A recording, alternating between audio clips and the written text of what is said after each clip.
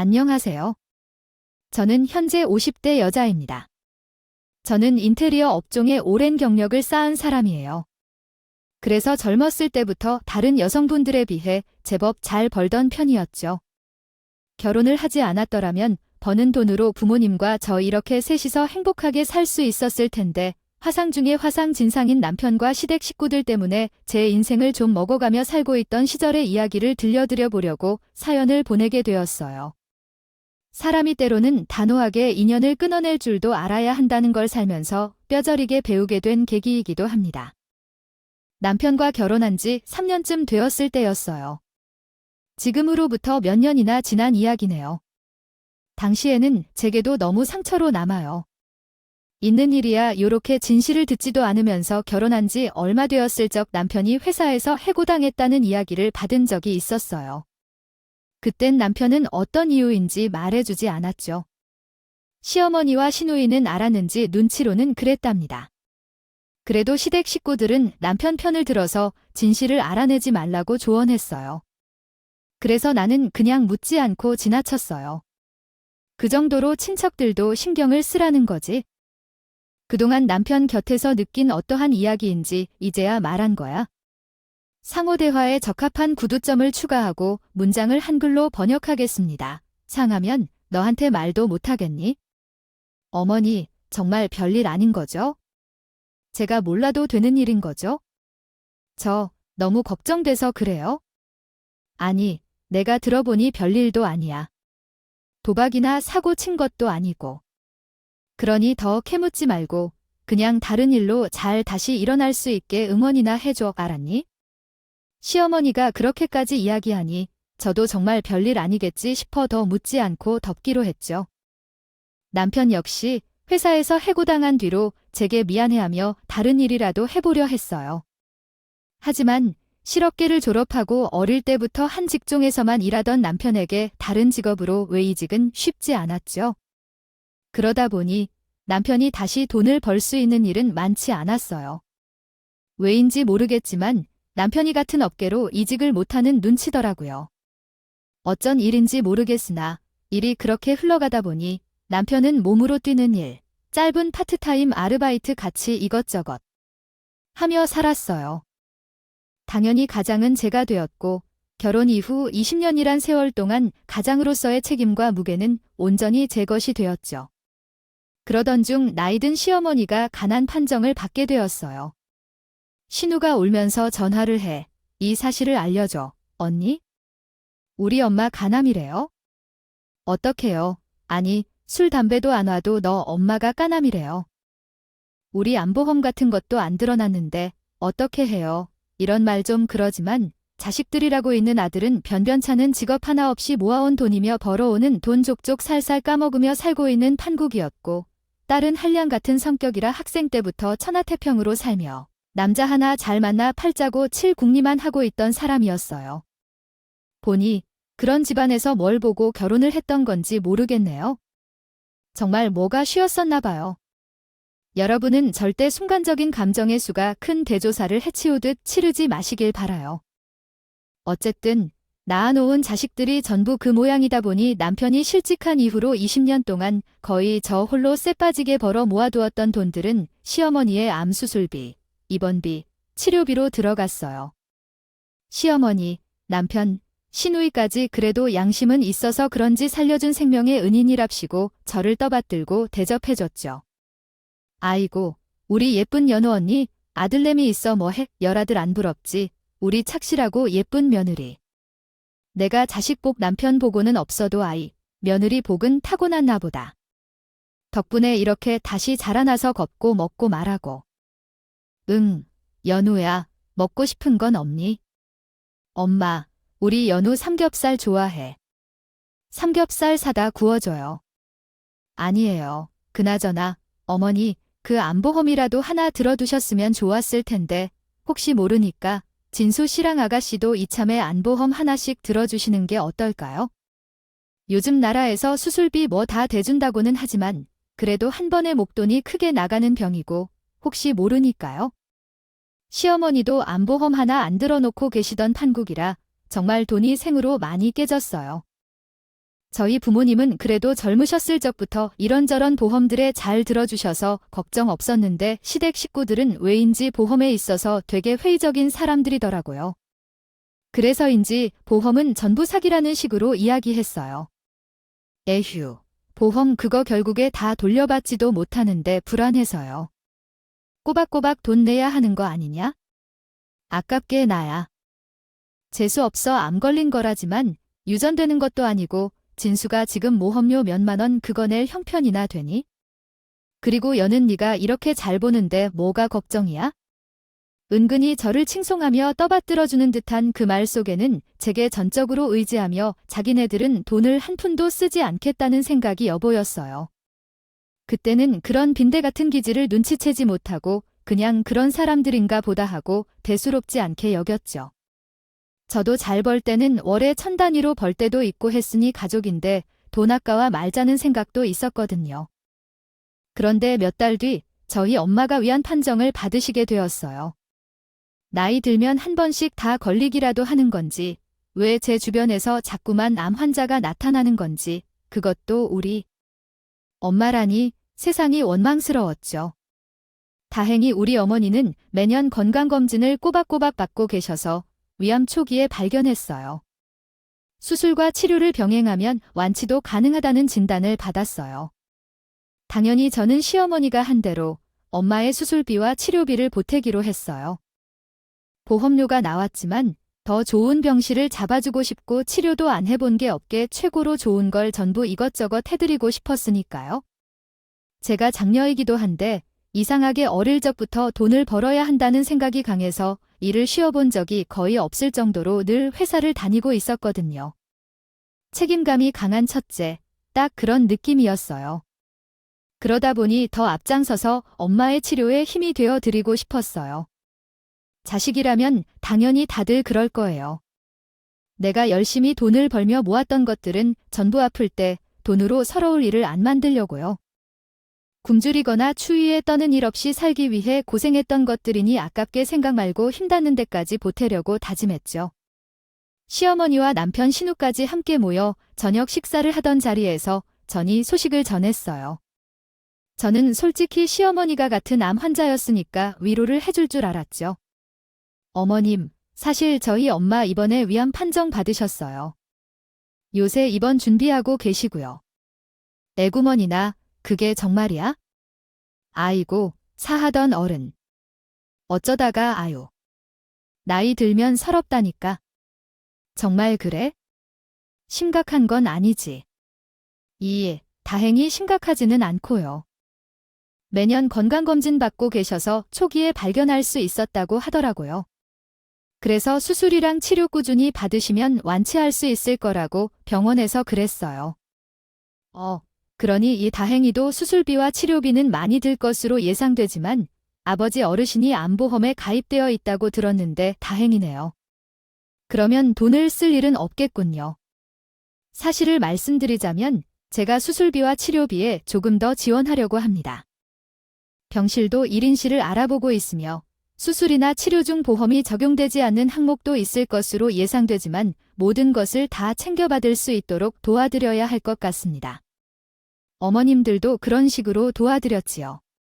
사실을 말씀드리자면 어머님이 입원할 때도 안병동 특유의 분위기와 어버이들의 어두운 표정에서 어머님이 회복하기 힘들 것 같아서 조용하게 혼자서 쓸 수 있는 그리고 회복에 집중할 수 있는 1인실을 찾아드렸습니다.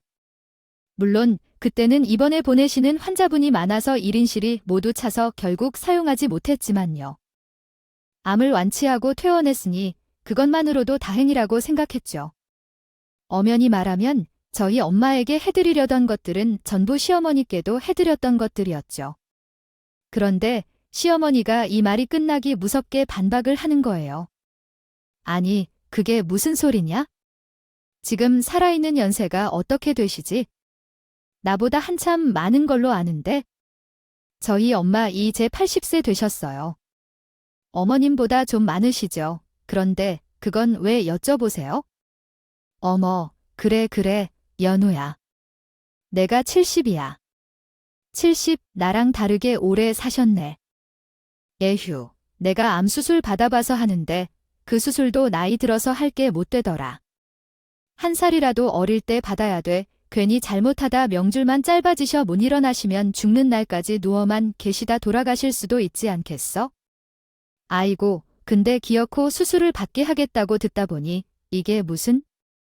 저희 엄마 죽어라, 죽어라 하시는 것도 아니고 온갖 부정적인 이야기는 다 하시더군요. 왜 말 섞기 싫은 사람들의 특징 중에 무슨 말만 하면 부정적으로 받아치는 사람들 있잖아요. 시어머니가 딱 그런 반응이었어요. 이게 진심으로 걱정돼서 말리는 건데 말솜씨가 없어서 저렇게 하시는 건지 아니면 저를 먹이려고 그러는 건지 긴가민가 해서 가만히 듣고 있자니 뒤이어 말 같지도 않은 소리를 하시더군요. 괜히 돈 낭비하지 마라. 너 그런데 쓸 돈 있으면 차라리 진수한테 줘라. 애가 주머니에 돈이 없으니까 기가 죽어가지고 아휴. 남자는 이러나 저러나 주머니에 돈이 있어야 되는데 말이야 이래서 바깥을 해야 한다고들 하나 봐. 결국은 저희 엄마한테 들어가는 제 돈이 아깝다는 소리였던 거예요. 웃기죠. 아니, 제가 개고생해서 번 돈. 제가 저의 부모님께 쓰겠다는데 왜 제3자가 아깝다는 분들이 많으니 왈가불가를 하는지요. 게다가 그 돈을 차라리 자기 아들에게 준다는 소리를 듣는데 머릿속에서 경종이 댕하고 울리는 게 아니겠어요? 어머니, 아니 어머니 말씀드리면 이건 제가 일해서 번 돈이에요. 자식이 부모한테 돈을 쓰는 거 아까워하면 안 되죠. 진수 씨가 어머님 10년 뒤에 아파 입원하셨는데 이제 많이 모으셨으니까 병원비 같은 걸로 돈을 낭비하지 말라고 세상 떠나시라 하면 안 서운하실까요? 저도 자식이 있지만 그런 말을 들으면 충격일 것 같은데요. 하나도 서운하지 않다고 하면 거짓말일 것 같은데요. 역지사지라는 말이 있죠? 보통은 입장을 바꿔 설명을 해주면 알아듣고 이해하는데 머리가 나쁘면 역지사지로 설명을 해줘도 못 알아듣나 봅니다. 시어머니께 좋게 돌려드리는 것이 좋을 겁니다. 이야기하며 제 입장을 이해시켜보려 해도 못 알아듣고 딴소리를 하시더라고요. 사실 제가 제 부모님께 돈 쓰는 문제까지 남한테 이해시키고 설득시켜야 한다는 것부터가 기분이 나빴어요. 그런데 시어머니가 더더욱 어이없는 소리를 하며 오히려 화를 내더라고요. 이, 나랑 사돈이랑 같아. 진수는 아들이잖아. 아들은 평생 아들 노릇해야 하지만 달은 어차피 출가회인이야. 그러게 사돈도 아들 하나 낳으시지. 그러셨어. 그러셨으면 내가 이렇게 여기서 가장 노릇하랴, 거기서 장남 노릇하랴 힘들이지도 않았을 거 아니야. 너는 내 가정이 있는데 내 가정을 우선으로 생각해야지. 내 가족들을 아직도 그렇게 챙기고 있으면 어쩌니? 결혼식이니까 진수가 없이 사는 태가 나는 거 아니니? 내 아들 일어나고 너랑 결혼시킨 거 아니었어. 아니, 내 말이 틀려. 논점도 흐리고 남아 선후 사상까지 잔뜩 묻어나. 정말 답 없는 시어머니의 분노에 저는 할 말을 잃었어요. 아니, 제 남편이 없이 사는 게 제일 잘못인가요? 성인이 제 밥그릇 하나 못 챙겨서 빌빌대는 게 왜 배우자 잘못인가요? 도대체 당신 아들이 어떻게 살길 바라셨던 건지 정말 이해가 안 되었습니다. 당연히 지금처럼 빌빌거리며 살기를 바라진 않으셨겠죠. 그런데 그게 제 탓이냐고요? 자기 탓이지. 그런데 와중에 아무 생각 없이 옆에 앉아서 내내 밥만 퍼먹고 있는 남편 꼴을 보니 입맛이 뚝 떨어졌어요. 제 분노의 화살은 남편을 향했죠. 결국 그날 집에 돌아온 조이 부부는 대판 싸웠어요. 당신은 내가 당신 어머니한테 그런 소리 듣고 있는데 말리는 척도 안 해. 지금 어머님 하시는 말씀이 얼마나 신뢰되는 소리인지 몰라. 아니, 어머님, 당신이 뭔데 우리 엄마 죽게 놔둬라 말아야. 생판남이 나도 어머님 마음 걸리셨을 때 쎄빠지게 본 돈 가져다 꼬라박아 살려드렸어. 근데 내가 왜 우리 엄마 살리겠다는데 저런 소리를 듣고 있어야 해냐, 연우야? 우리 엄마 말 안 통하는 거 하루 이틀이야? 그냥 그러고 넘겨? 하나하나 다 고르는 거 지겹지도 않아. 그리고 진짜 많은 말이잖아. 연세에 비해 정정하시고 수술도 그렇게 오래 걸리지 않으니까? 하자고 했고 당신 어머니보다도 가벼운 수술이라고 했어. 근데 그걸 왜 제3자가 이래라 저래라냐고. 당신 어머니가 의사야. 너 우리 엄마한테 말이 좀 심하다. 가장 노력 좀 한다고 유세 떠는 거야? 아 참나, 너 마음대로 해. 너 돈 잘 벌잖아. 누가 하지 말래. 우리 엄마가 그냥 너 걱정해서 하는 소리가 주고. 어떻게 이렇게까지 뭐라고 하냐? 내 걱정, 당신 못 들었어. 당신 주머니에 돈 없어서 기죽어 다니는 꼴 못 보시겠으니. 우리 엄마, 수술비로서의 돈 있으면 당신 주머니에 넣어주라시잖아. 아니, 당신이 집에서 놀고 있는 것도 아니고 당신도 돈 벌잖아. 아르바이트랍시고 이것저것 하고 다니잖아. 아이고, 그거는 그냥 하시는 소리겠지? 그냥 넘겨버리면 되잖아.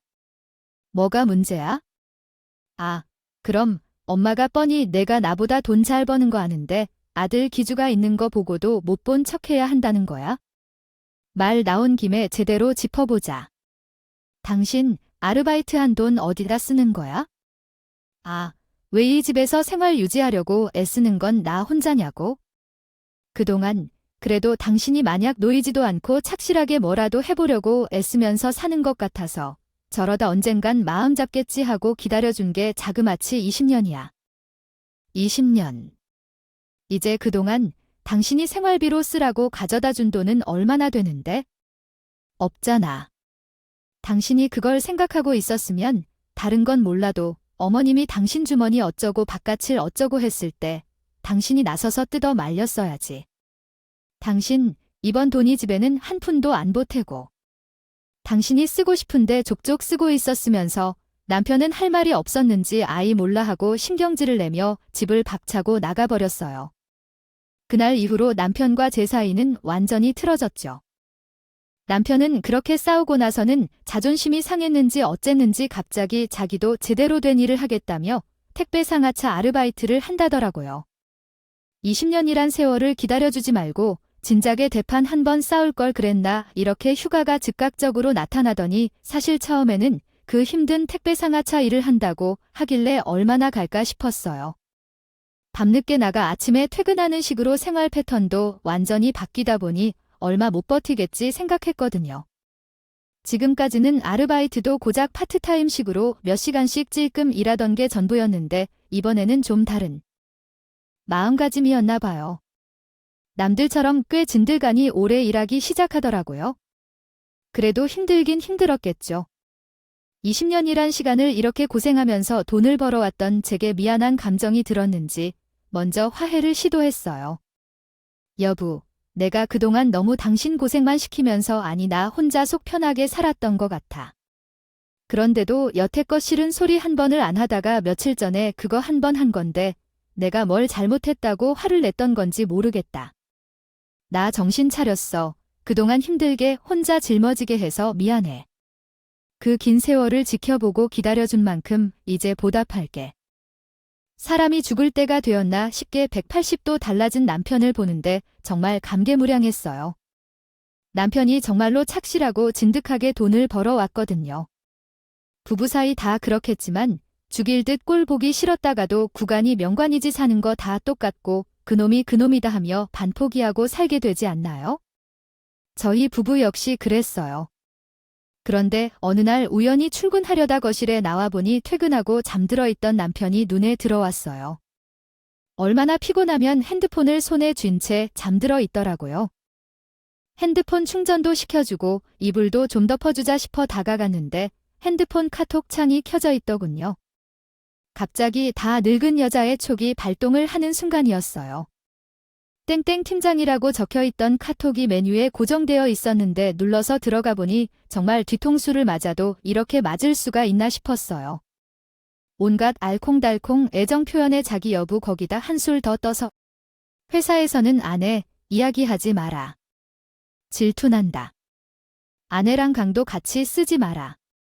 싫다. 그럴 시간을 더 열심히 돈 모아서 같이 시간 보낼 원룸이라도 하나 마련해보자. 등등. 아주 둘이서 정말 꼴값을 떨고 있는 게 아니겠어요? 가장으로서의 역할도 못하던 게 이제는 불륜까지 저지르고 정말 남자들 한다는 실수만 혼자서 죄다 저지르고 있더라고요. 여기서 이혼을 했어야 했어요. 그런데 무슨 생각이었는지 한 번 덮고 용서해주기로 했죠. 20년 세월이 아깝고 어쨌든 조금이나마 철들어 열심히 돈 벌어 오려고 애쓰던 남편이었으니까요. 그래서 저는 그 자리에서 남편을 깨웠어요. 나, 당신 카톡 창 봤어. 무슨 팀장이랑 불장난 좀 했나봐. 정리해. 맘 잡고 우리 가정을 위해 열심히 노력하는 것 같아서 나도 당신이랑 맘 잡고 잘 살아보려고 했어. 나한테 이러는 거 아니지. 그런데 남편 놈이 들킨 마당에 확실히 하자며 뭘 하는 줄 아세요? 들켰네. 되게 마당에 우리 그냥 깔끔하게 이혼하자. 사실 처음에는 너한테 미안해서 열심히 돈 본 거 맞는데 나도 이제 웬만한 직장인만큼 벌고 내가 굳이 당신한테 잡혀 살 필요가 없을 것 같네. 택배 상하차 일하면서 그동안 했던 잔잔바리 아르바이트들이랑은 다르게 제법 월급 같은 돈을 만져보더니 남편이 그 자리 못 참고 기세 등등해진 거였어요. 내가 널 뭘 잡고 살았는데 내가 그렇게 잡고 살아서 내가 20년 동안 속 편하게 놀고 먹으면서 한량처럼 아르바이트만 하고 살았니? 이거 봐. 나 너처럼 기세고 드센 사람이랑 더는 못 살겠어. 우리 엄마 하는 말 하나하나 걸고 넘어지면서 따지고 들고 이제는 남편 말까지. 아, 지친다. 지쳐. 우리 엄마 암수술비, 치료비 대준 거 하나로 평생 떠밀리며 사라질 줄 알았던데. 얘야, 이제 나도 그 정도 돈 벌어서 이렇게 된 마당에 이혼하자. 그동안 내가 미안해서 너한테 좀 잘해줬는데. 아, 들킨 마당에 속 시원하네. 이혼 준비해. 남편은 그러더니 팩짐을 싸서 나가 버리더군요. 20년 넘는 세월 그저 가정 하나 지키고 살겠다고 최선을 다한 죄밖에 없다면 없는 초인데 그런 저에게 돌아온 보답은 고작 남편의 불륜 그리고 이혼 강요. 이런 것뿐이었어요. 남편에게 배신당했다는 사실보다는 제가 그동안 고생했던 세월에 대한 서러움, 그런 저에 대한 불쌍함에 눈물이 다 나오더라고요. 그러면서 고민도 되었어요. 죽어도 이혼 안 해주고 평생 불륜이나 저지르는 불륜 남녀 딱지 붙은 채 살게 놔둘지 더럽고 치사하니 이혼해주고 말아야 할지 하는 그런 고민이요. 그런데 그 고민조차도 오래 할 시간을 안 주더군요. 남편이 짐을 싸서 나가고 며칠 있다가 모르는 사람에게 카톡 하나를 받았어요. 남편의 불륜녀였죠. 그 여자가 제 남편과 자기가 나눴던 톡들을 캡처해서 보여주더라고요. 톡 내용은 남편이 제게 들킨 이후로 나눈 대화들이었어요. 아내에게 걸렸고 이렇게 된 마당에 이혼하자고 했다. 이혼까지 시간은 좀 걸리겠지만 아내인 저를 정리할 거니까 조금만 기다려달라. 그러고 나면 우리 결혼하자 뭐 그런 내용들이었죠. 다들 예상하셨겠지만 불륜녀가 제게 그런 카톡을 보낸 목적은 하나였어요. 내 남편 너한테 완전히 마음 떠났으니까 얼른 이혼이나 하고 놓아줘. 그런데 불륜녀가 얼마나 제 모자란 남편 놈을 가지고 싶었으면 생각지도 못했던 또 다른 사실까지 술술 풀더군요. 당신, 남편 저는 회사에서 잘린 이유 알아요? 모르죠. 안 알려줬겠지? 내가 알려줄까요? 그거 해서 상사랑 바람 피우다 걸려서 그래요? 술 먹고 나한테 다 털어놨어요. 안 믿을까 봐. 내가 회사 이름까지 다 알고 있다는 거 알려주려고요. 어디에서 어디 과장이란 여자랑 바람 피웠다네. 근데 그 가장 느낀 게 사장이랑 오래전부터 바람 피우던 관계였대요. 당신 남편은 과장한테 세컨드였고 퍼스트였던 사장한테 밀린 거예요. 사장한테 찍혔으니 안 잘리고 배경이 남자. 이렇게 바람 피우는 거 습관인 남자예요. 계속 때리고 살 수 있겠어요? 나 같으면 쪽팔려서 얼른 이혼하고 만다. 불륜녀들은 어쩜 그럴까요? 자기랑도 불륜 저질러서 만난 남자인데 이 사람과 나는 어떻게 진실한 사랑이라고 절석같이 믿을 수 있는지 잘 모르겠어요. 어쨌든 그런 남자라도 좋다고 저보고 이혼해 달라고 하는 여자를 보고 있으니 정말 제 인생도 갈 때까지 갔구나 싶더군요. 불륜녀가 남편의 전 직장 해고 사유를 알려줬는데 거짓일까 하는 의심은 들지 않았어요. 생각해보면 그때 회사를 참 열심히도 다녔으니까요. 야근을 밥 먹듯이 한다고 평일이면 늦고 주말에도 일이 있다며 회사를 나가고 회사에서 하는 야유회는 왜 그리 많았던지. 무엇보다 해고 사유를 아내인 제게 죽어도 이야기하지 못한다. 유부남이 회사에서 어떤 짓을 저지르면 그렇겠어요. 불륜 아니면 희롱 같은 일밖에 더 있나요? 갈 때까지 가버린 제 인생. 이제라도 회생시키려면 남편 껍데기만 안고. 살면서 두 연놈들, 불륜 커플. 떡집 붙여줄 생각은 접는 게 낫겠더라고요. 얼른 이혼해 줘버리는 게 속 시원하고 제 정신건강에도 이로울 것 같았죠. 저는 불륜녀의 돌발 행동 덕분에 빠른 결정을 내릴 수 있었고 남편에게 문자를 보냈어요. 이혼을 줄게. 이혼 서류 준비해서 오늘 서류 주고 가. 도장 바로 찍어줄 테니까 내일 법원 가자. 아마 남편 신이 나서 달려오겠지 싶었어요. 그렇게 문자를 보내고 멍하니 앉아 있는데 갑자기 전화가 걸려오더라고요. 신우이였어요. 전화를 받았는데 정말 간발의 차이로 운명이 갈리는구나 싶었죠. 신우가 하는 말이 글쎄 시어머니께서 간암이 재발했다더라고요. 완전 펑펑 울며 제게 전화를 관 거였어요. 언니, 울 엄마 어떡해요? 간암이 다시 재발했대요. 장기를 전이가 되어서 이식도 어렵다고 치료하면서 지켜봐야 한대요. 언니, 우리 엄마 어떻게 해요? 그런데요, 여러분, 여기서 제가 이런 생각을 했다고 하면 어떻게 생각하실지 모르겠네요. 사람이 드는 생각이 이혼 마음을 먹기를 참 잘했다는 생각이 들더라고요. 관계를 계속 이어가야겠다는 마음이 있을 때는 이 사람들의 흠이 전혀 안 보였는데 관계를 정리하겠다고 마음을 먹고 나니 그전까지는 보이지 않던 흠이 막 보이는 거예요. 사람 참 간사하죠. 결국 이 전화도 슬퍼서 전화를 한 게 아니라 제게 또다시 돈을 요구하는 전화일 뿐이라고 느껴지더라고요. 아무리 그래도 사람이 암에 걸린 건데 안타깝다거나 불쌍하다는 생각보다 벌 받는구나라는 생각이 더 강했어요. 저희 엄마가 암에 걸렸다는 이야기를 했을 때까지만 해도 나이가 많아 수술을 해도 경과가 안 좋네. 수술비가 깝네. 치료비가 아깝네. 돈 낭비네. 그 돈 우리 아들 줘라 하며 막말을 서슴지 않던 인간이었지요. 암 걸린 사람을 앞에 두고도 그런 말을 아무렇지 않게 하는 사람이 본인도 다시 암에 걸렸다. 아무리 생각해도 이건 그냥 자업자득 역지사지일 뿐이지 불쌍하지 않습니다. 시어머니의 암 재발 소식을 듣고 있던 그 순간에도 가장 불쌍한 건 20년 세월을 허탕치고도 모자라 신우이에게 또 호구 잡힐 뻔한 제가 아닌가 하는 생각이 들었죠. 이제는 정말 끊어내야 하는 시간이었어요. 아가씨, 미안한데 이제 저한테 이런 걸로 전화하지 마요. 대혼내. 그게 무슨 말씀이에요? 언니, 저희랑 가족이잖아요. 전화하지 말라니요. 우리 이제 가족 아니에요? 나, 아가씨, 오빠랑 이혼할 거예요. 그러니까 이제 어머님 일은 오빠랑 둘이서 이야기하고 해결봐요.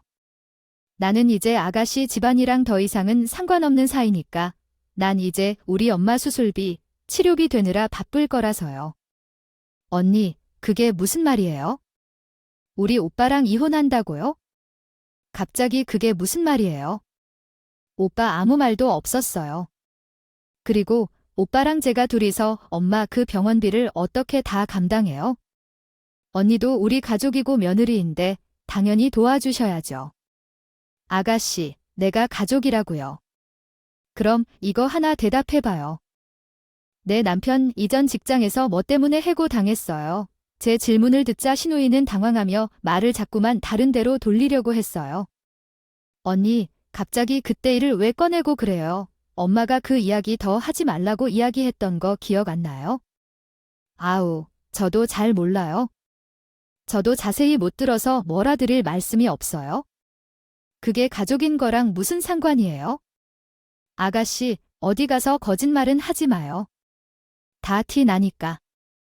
내 남편, 이전 직장에서 바람 피웠던 거잖아요. 사장이랑 남편 사이에 두고 양다리 걸치던 과장년. 그리고 사장한테 걸려서 지금 그쪽 어깨발도 못 들이고 있는 거잖아. 어머님이랑 아가씨 둘 다 알고 있었으면서 나한테 숨겼던 거잖아요. 사람 하나 바보 만들고도 제가 벌어오는 돈들로 호의호식하고 살았던 거잖아요. 그러면서 우리 며느리 최고, 우리 새언니 최고였던 거나 다 안다고요. 이야기하다 보니 감정이 격해졌어요. 어쩜 남편이 바람피웠던 사실을 온 가족이 일심동체로 뜻을 모아 아내에게 숨기고 그 일 때문에 아내인 저만 개고생함. 살았는데 진실조차도 모른 채 고생해 온 세월. 그러면서 며느리가 최고라 치켜세우던 가식적인 시댁 식구들을 떠올리니 화가 머리 끝까지 차오르더라고요. 신우이는 그제야 당황하며 변명을 하기 시작했어요. 언니, 아니 그건 당연히 오빠가 우리한테 한 번 했던 실수라고 빌고 빌면서 제발 언니한테는 비밀로 해달라고 했고 그 이후로 바람 피운 적 없잖아요. 살면서 남자들 한 번씩 다 그런 생각하고 모험으로든 마음으로든 바람 한 번 남친 사람 없다고 그러잖아요. 그걸 갑자기 어디서 어떻게 알고 왔어요? 오빠가 이야기했어요. 오빠가 미쳤다고 그럴 리가 없는데 아가씨, 결혼을 아직도 안 해서 뭘 모르는 거예요? 아니면 말도 안 되는 논리 들어가며 싸고 도는 거예요. 별일 아닌 게 아니란 걸 머리로 다 알면서 팔은 안으로 굽는다고. 가족이랍시고 지금 바람 피웠던 오빠를 감싸는 거예요. 아가씨는 오빠 감사의 자격이 없죠? 아가씨도 공범이잖아요. 공범 오빠 바람 피운 사실 나한테 말 한마디 안 해주고 같이 속인 사람이잖아요. 아니, 그래서 20년 전에 있었던 그 일 때문에, 그것 때문에 이혼한다고요. 지금 오빠가 바람 피우고 있는 것도 아니고 요새 택배 일하면서 마음 잡고 착실하게 살고 있다면서요. 근데 왜 잊어서 그래요? 언니, 정말 아니? 그냥 우리 엄마한테 돈 쓰기 싫어서 지금 물고 늘어지는 거죠. 돈 쓰기 싫어 억지 부리냐는 신우이의 말에 어이가 없었어요. 자기 엄마한테 돈 쓰기 싫어하는 건 내가 아니라 자기들이면서 모는 애는 뭐만 보인다고 자기들이랑 저를 동급 취급하는데 열받더라고요. 심지어 지금 남편이 바람난 건 가족들도 모르는 사실인 것 같았어요. 아니요, 아가씨네 오빠는 살면서 한 번이 아니라 습관적이더라고요. 어떡해요? 알았냐면요. 오빠가 지금 만나고 있는 불륜녀가 알려줬어요. 둘이 택배 아르바이트 하면서 눈 맞은 것 같던데 오빠가 이번 바람은 아직 말 안 해줬어요. 오빠가 지금도 바람을 피우고 있다고요. 언니, 그게 무슨 말씀이세요? 저희 오빠가 언니 놔두고 미쳤다고 누구랑 바람에 비와요? 아니, 오빠가 그래요. 그거 언니 착각 아니고요. 못 들었어요. 불륜녀가 저한테 직접 연락 왔다고요? 남편이 바람 피운 거 알았으면서도 덮어줄 테니 그 여자 정리하랬는데 남편 그럴 생각 하나도 없어요. 저한테 완전히 마음 떠서 이혼하자고 자기가 먼저 지 입으로 얘기했어요. 내가 등신같이 불륜녀 연락받기 전까지만 해도 이혼을 해야 하나 말아야 하나 고민하고 있었거든요. 근데 내가 이 불륜녀한테 아가씨랑 어머님이 속이고 있던 사실까지 듣고 나니 너무 고맙더라고요. 가족이라던 사람들이 나한테 속이던 걸 불륜녀가 나한테 알려주네요. 정신이 아주 번쩍 들었지요? 언니, 그 여자 누구예요? 뭐 하는 사람인데요? 그 미친 여자가 누구 집안을 망치려고 남편이랑 뭐 같이 택배 일하는 사람 같던데요. 이제 못해도 둘이 합치면 월 400 지금 받겠네요. 그러니까 어머니 치료비는 아가씨 오빠한테 이야기해요. 어머님 치료비 얼른 마련해서 부탁드려야 할 것 같으니까. 그나저나 번 돈 족족 치료비로 들어가게 될 시어머니를 결혼도 안 한 예비 며느리가 좋아하려나? 그건 모르겠네요. 불륜남 좋다고 들이대는 눈먼 미친년이니까 별 생각 없을 수는 있겠지만. 그럼 오히려 아가씨한테 잘 된 거 아니에요? 아가씨는 어차피 보털 돈도 없지만 돈 마련해줄 새로운 세원이 생긴 거잖아. 그러니까 이제 나한테 질척대지 말아요. 끊어요. 신우이는 자기 오빠의 새로운 불륜 소식으로 1차 충격을 받고 자기네와의 인연을 끊겠다고 단호하게 선언하는 제 모습에 2차로 충격을 받은 듯 했어요. 꿀먹은 벙어리처럼 아무 말도 못하고 있길래 저는 제 할 말만 모조리 다 하고 전화를 끊어버렸죠. 아마 그 뒤에는 안 봐도 비디오예요. 남편에게 전화를 했겠죠? 오빠, 미쳤느냐? 우리 엄마 암이다. 지금 새언니 말고 엄마 암 치료비가 돼 줄 수 있는 사람이 누가 있느냐? 미쳤다고 그 돈덩이를 차냐? 이제 어쩔 거냐? 난리를 칠 것 같았어요. 우습지 않나요?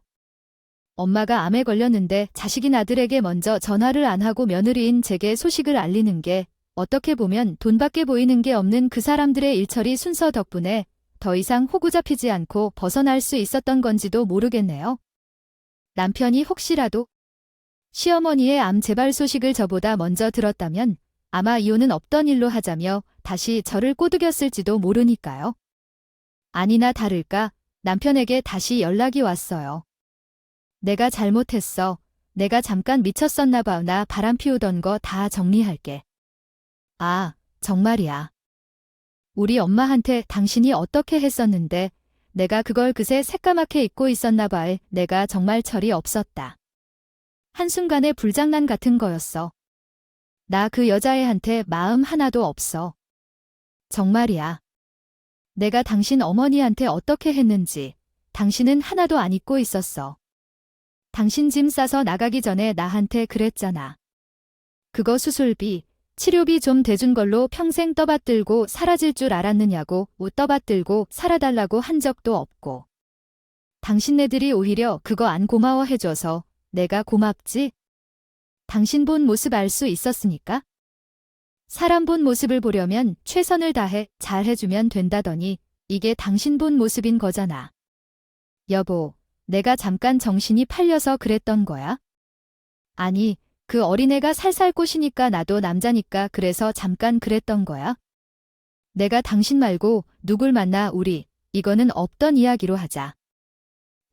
내가 잘할게. 앞으로 얼마나 더 잠깐 정신이 팔릴 건데?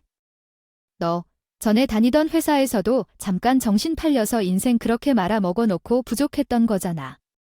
그러니까 이번에 또 그런 거잖아. 당신, 살살 꼬신 그 어린애가 알려주더라.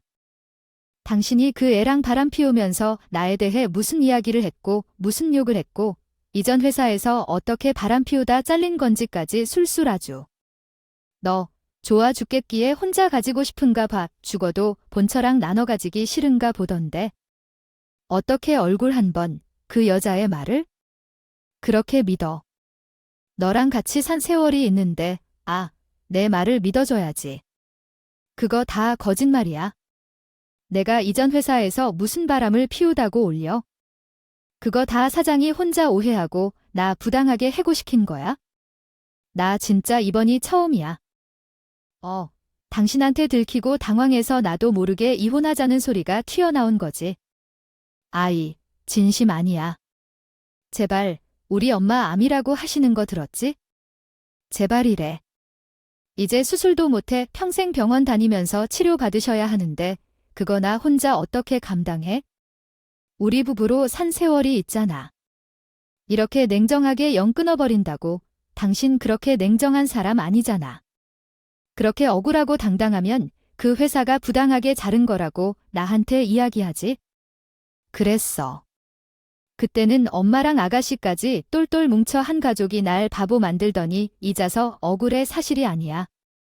너 치료비 부담돼서 나 지금 붙잡으려는 거 내가 모를 줄 알아?